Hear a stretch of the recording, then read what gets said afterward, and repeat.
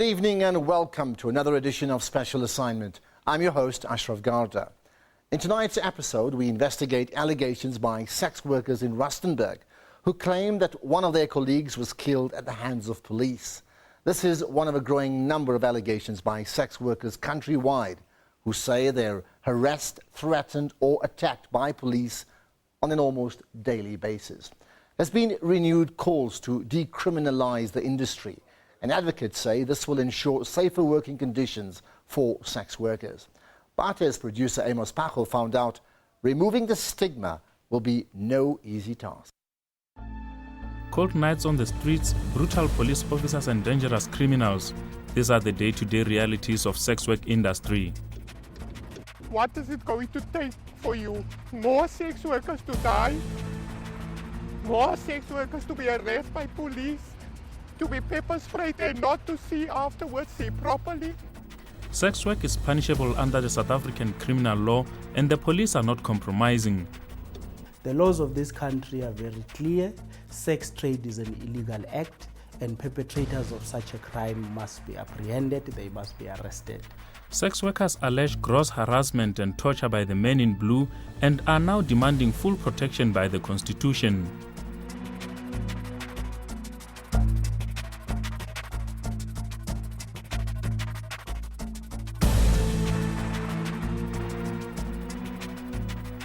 The small mining town of Rustenburg in the northwest is known for its vast mineral deposits, but as an economic hub of the province, it also attracts all kinds of people hoping to make a living in one way or the other. The police have reportedly stepped up their fight against crime associated with the fast and sometimes cruel city life, including sex work. Captain masithatha lapha endleleni or sithola phakathi esigodini la senzela khona ibhizinisi uyasithatha sise police station. Police station asifake kwithini elincane lomkhukhu uthola ukuthi siyi30 or siyi40 phakathi. Lapho kunaba pregnant, lapho bakhona baphethwe ama-asthma wakhona, ikamera lakhona lingcolile lo mkhukhunyana sifaka ungcolile ugcwele idust, uthola siyakhwehlela lapho sijulukile. Athi ukubuya kwakhe usenzisa ama-push ups, mayiqeda lapho asithuke the way asithuka ngakhona. If basitholile basigibeze kwi-condom, basihlalisa phansi bona bahlala ezitulweni. Bathi masihlaleni phansi siyanuka, sinuka ikhondom, sinuka imipapa, sithukwe ngalamantombazana. In one incident which apparently occurred last year in September, a sex worker only known as Lerato allegedly died while in police custody. The Sex Workers Education and Advocacy Task Force alleged that on the fateful night, police picked up a group of women who were standing on the streets waiting for potential clients. They were allegedly harassed, assaulted and pepper sprayed by the police. Fearing victimization or even loss of their lives, those who claim to have witnessed the incident are reluctant to talk, dashing any hopes of ever finding justice for Lerato, whose family is also not known.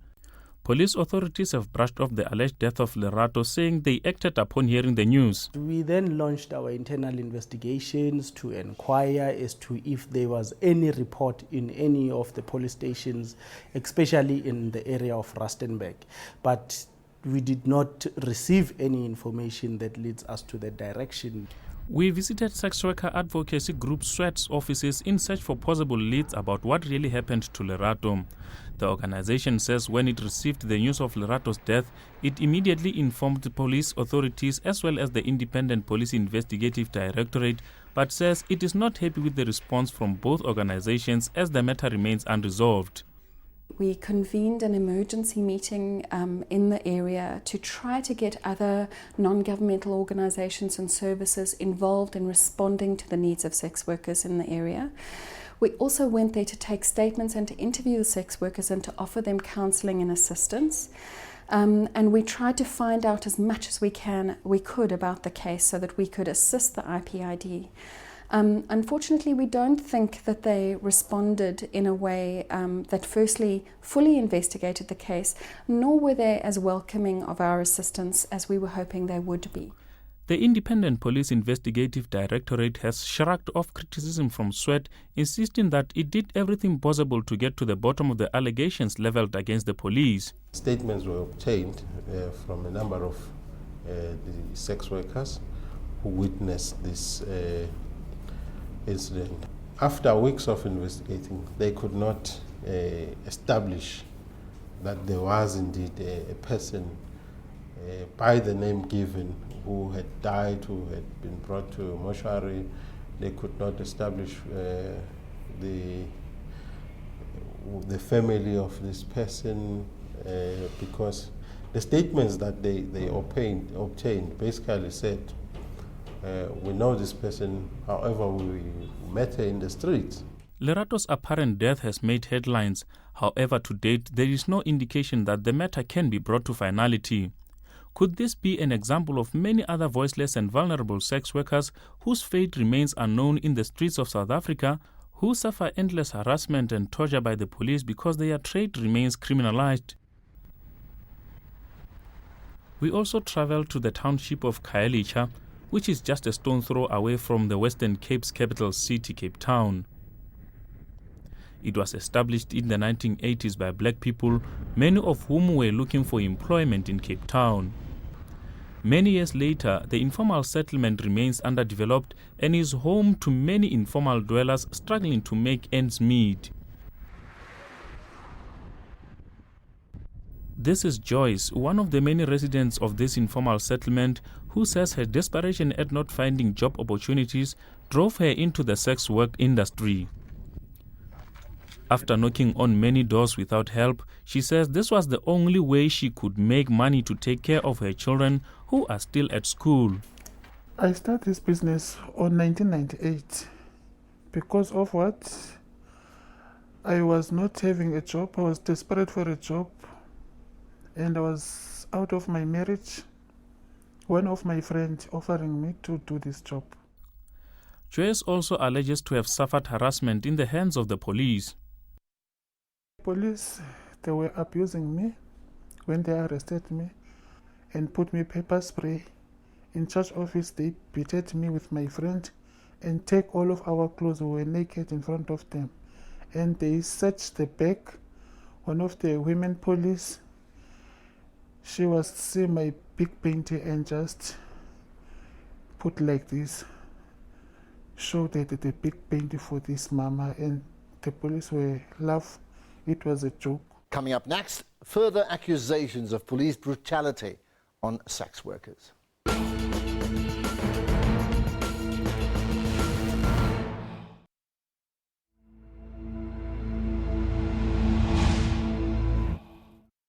We caught up with Eggy, another sex worker who has been in the industry for 15 years. She says she ended her abusive marriage after 2 miscarriages and joined sex work because she had to take care of herself. She has, however, not given up on finding a proper job. But soon after joining, Eggy says she quickly learned how difficult life was on the streets.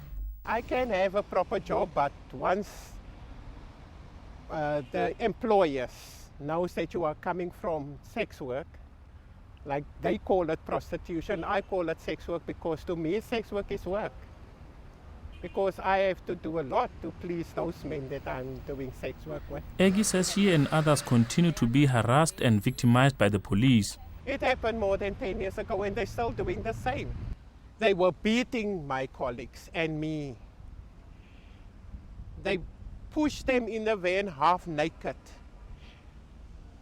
They were busy with the pumps. The pumps give them money and then the pumps chase us away. I had high heels on like this, high heels. The pump told me, hey, you must F off from the road because my girls must work. Those cops from that side, from the apartheid era, when we came on the road, they chased us. It was as if they were just waiting for us to come to the road to chase us away like dogs. Her life has also compromised her relationship with her family. They didn't speak to me at first because they told me that I'm embarrassing them. It's not how I grew up, how I was brought up. But because I'm coming from a conservative family, I did this undercover until I was beaten very badly by the police before. Although an officer who assaulted her was eventually dismissed from work, Eggy says this has not deterred further harassment from other police, as many other cases go unreported because victims often fear victimization. Sizovula kuphi because siyasaba. Sabela impilo zethu asikho safe. abanye bakhona abanye bavula amacala ayi-2 amantombazana ayi-2 avula amacala against bona nama-public safety wabo, but amakhesi wakhona bawaphethe ama-case number, ikhesi zakhona zihambeli phambili ziphelele emoyeni nje. We tried to understand the real experiences that sex workers have to deal with on a daily basis. Eggie allowed us to follow her onto a street where she usually operates from. A few minutes after we arrived, she was approached by 2 police officers who were ordering her to leave. The officers then left.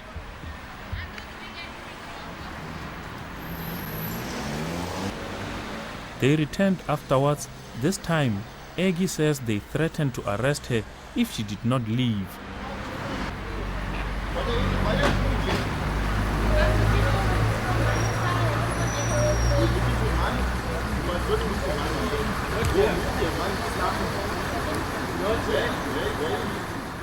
The Women's Legal Center conducted a study into sex workers which shows that 45% of those who participated in this had been arrested at some point, some were detained beyond the 48 hours maximum permitted by law, while others were denied food and water.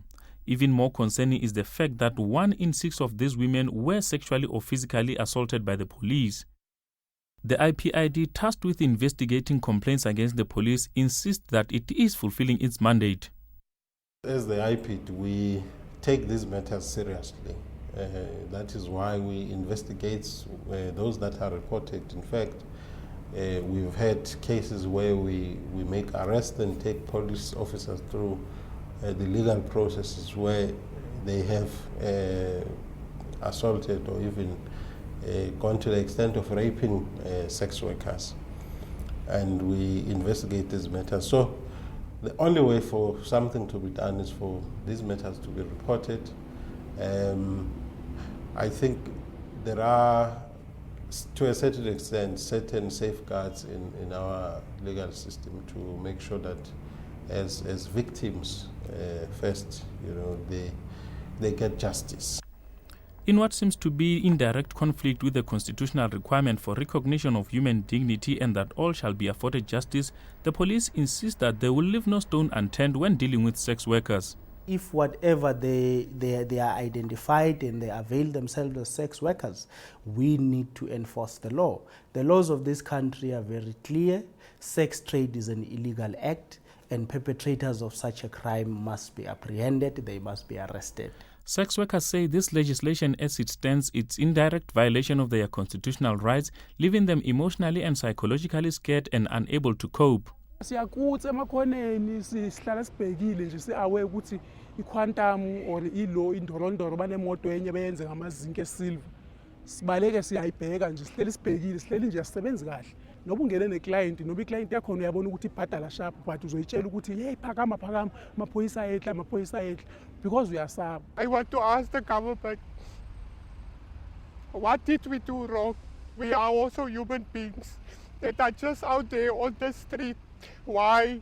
And what is it going to take for you? More sex workers to die? More sex workers to be arrested by police? To be pepper sprayed and not to see afterwards, see properly? What is it going to take for you to decide to decriminalize sex work?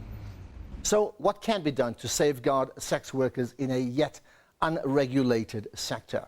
We'll find out in a moment.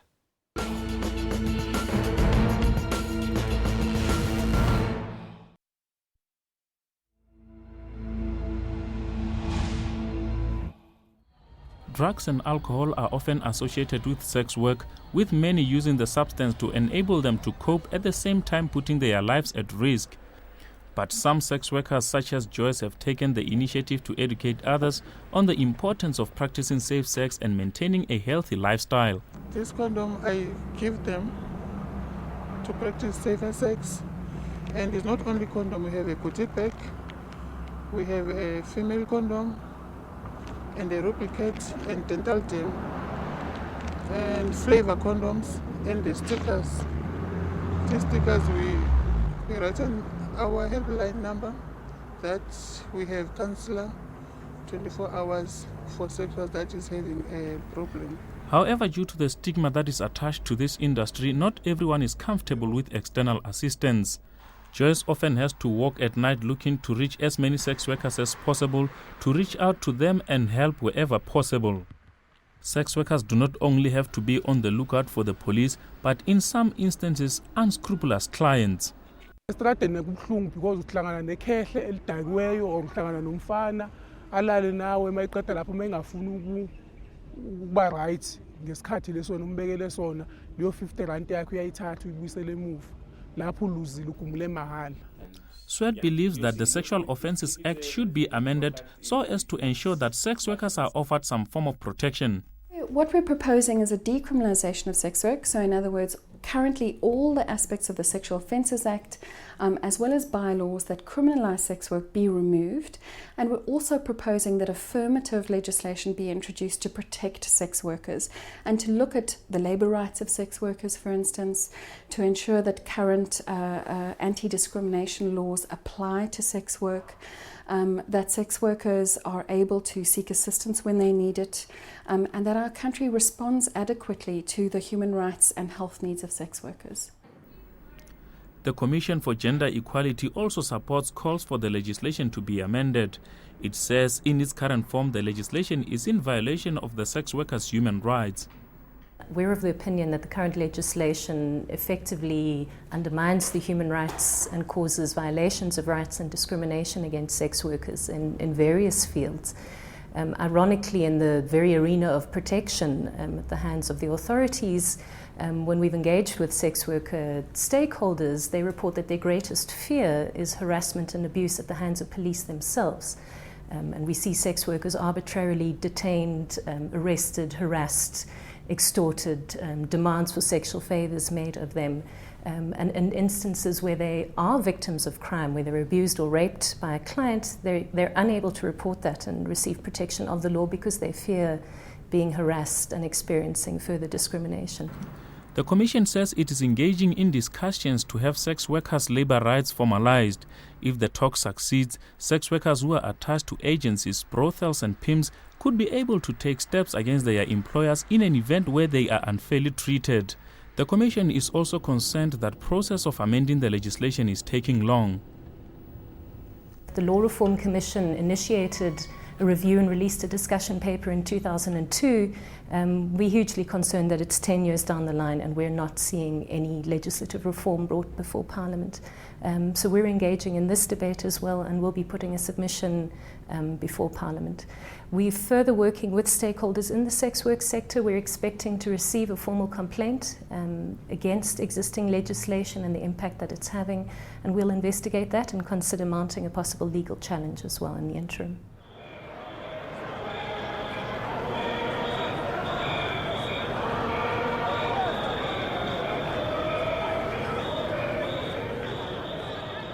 At its policy conference last year, the ANC could not reach consensus on how to regulate the sex work industry following a proposal by its Women's League for it to be decriminalized.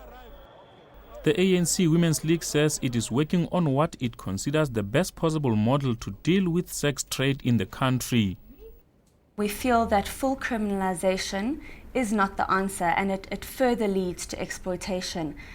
We have been consulting with the ANC in this regard. At the policy conference at Gallagher Estate, we did make some headway where it was decided that even though no one could decide on a particular model with regards to full decriminalization or partial decriminalization, but there was the decision was taken at the policy conference to review the law. And we think that's a major gain. We come from a very conservative society, as I'm sure you're aware, and that makes it difficult to talk about issues such as sex work. Constitutional law expert Professor Shadrack Guto says legislation should focus on the loopholes in the current legislation, which targets mainly the seller and not the buyer of sex. Most of these people that sell sex, some have very disadvantaged backgrounds and are desperate in the situation, and therefore they have no other alternative with high unemployment rates and so on and so forth. And they should be protected. There's protection against human freedom and security in the Constitution. No offense or violence should be committed against those people. Arrest of a person is a form of violence because you are taking them against their will, locking them up, whether you lock them up and you release them the next morning and so on.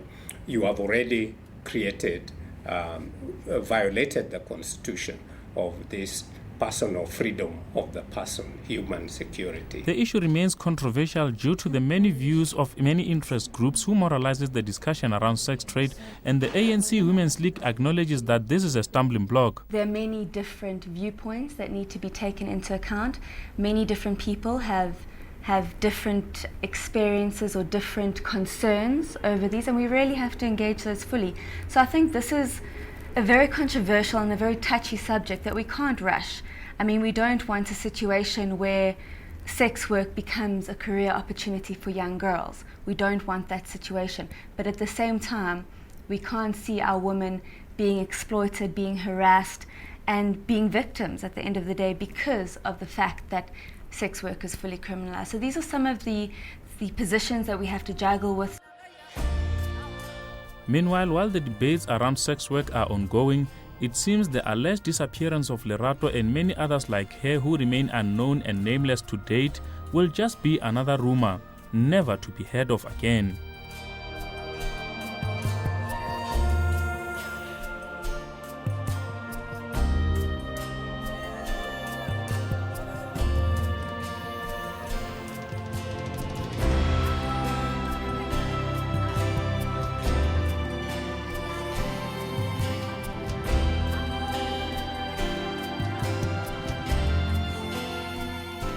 Now, you can share your thoughts with us via Twitter, the official Special Assignment Facebook page, or email us at truth@sabc.co.za. You can also tune into my radio show that's on SAFM on Friday afternoon at 2:30, when I'll take this issue further. Lastly, some comments on our show last week when we highlighted how lesbians in townships are living in fear amid a growing trend of so-called corrective rape. I've picked out two from the many comments. Kerry Seaton tweeted, "The problem is a blatant lack of respect for a woman's right to be who they are." And Gavin Libjes Facebooked, "Any rape is unacceptable and corrective rape should be classified as a hate crime." Well, that's it for tonight. Join us again next week when we point out the issues that matter.